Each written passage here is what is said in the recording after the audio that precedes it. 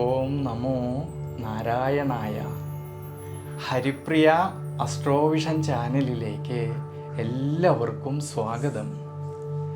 ആദ്യമായിട്ടാണ് നമ്മുടെ വീഡിയോ കാണുന്നതെങ്കിൽ സബ്സ്ക്രൈബ് ചെയ്യുവാനും ഷെയർ ചെയ്യുവാനും മറക്കരുത്.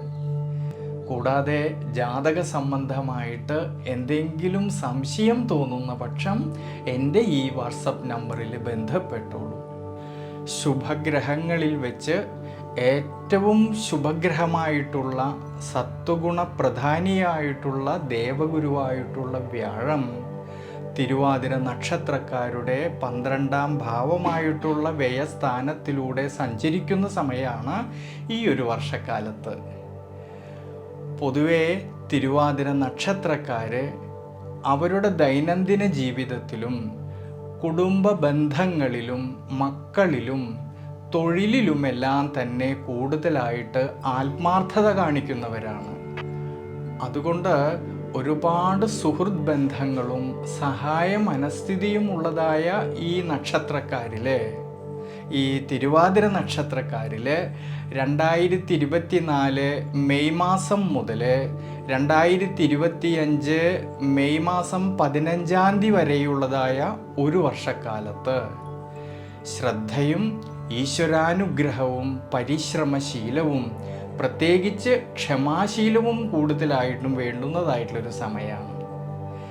7ാം ഭാവാധിപത്യവും കർമാധിപത്യവും ഉള്ള ദേവഗുരുവായിട്ടുള്ള വ്യാഴം 12ാം ഭാവമായിട്ടുള്ള വ്യയസ്ഥാനത്തിലൂടെ സഞ്ചരിക്കുന്നതിനാൽ സാമ്പത്തിക സ്ഥിതിയിലാണെങ്കിൽ ഏറ്റക്കുറച്ചിലുകൾ വരുവാൻ സാധ്യത കാണുന്നതിനാൽ വലിയ തരത്തിലുള്ളതായ പണച്ചിലവ് വരുന്നതായിട്ടുള്ള കാര്യങ്ങളിൽ കൂടുതലായിട്ട് ശ്രദ്ധ കൊടുക്കേണ്ടുന്നതായിട്ടൊരു സമയമാണ്. പ്രത്യേകിച്ച് ധനപരമായിട്ടുള്ള കൊടുക്കൽ വാങ്ങലുകളിൽ നഷ്ടം വരാതെ നോക്കേണ്ടുന്നതായിട്ടൊരു സമയം കൂടിയാണ്. കർമ്മസംബന്ധമായും സ്വയം തൊഴിൽ ചെയ്യുന്നവരിലും ബിസിനസ് മേഖലകളിൽ പ്രവർത്തിക്കുന്നവരിലും കൃത്യനിഷ്ഠയോടു കൂടിയിട്ട് കാര്യങ്ങളെയെല്ലാം നോക്കിക്കണ്ട് പ്രവർത്തിക്കേണ്ടുന്നതായിട്ടുള്ളൊരു സമയം കൂടിയാണ്. ഔദ്യോഗിക മേഖലകളിൽ പ്രവർത്തിക്കുന്നവർക്കാണെങ്കിലും ചില സമയങ്ങളിൽ മാനസികമായിട്ടുള്ള ടെൻഷനും പിരിമുറുക്കവും കർമ്മ മേഖലയെ ബാധിക്കാതെ നോക്കേണ്ടുന്നതായിട്ടൊരു സമയമാണ്. 4ാം ഭാവത്തേക്കും 6ാം ഭാവത്തേക്കും അഷ്ടമ ഭാവത്തേക്കും ഈ വ്യാഴത്തിൻ്റേതായിട്ടുള്ള ദൃഷ്ടി വരുന്നതിനാൽ കുടുംബത്തിൽ കുടുംബ ബന്ധങ്ങളിലുമൊക്കെ സുഖാവസ്ഥകൾക്ക് സാധ്യത കാണുന്നുണ്ട്.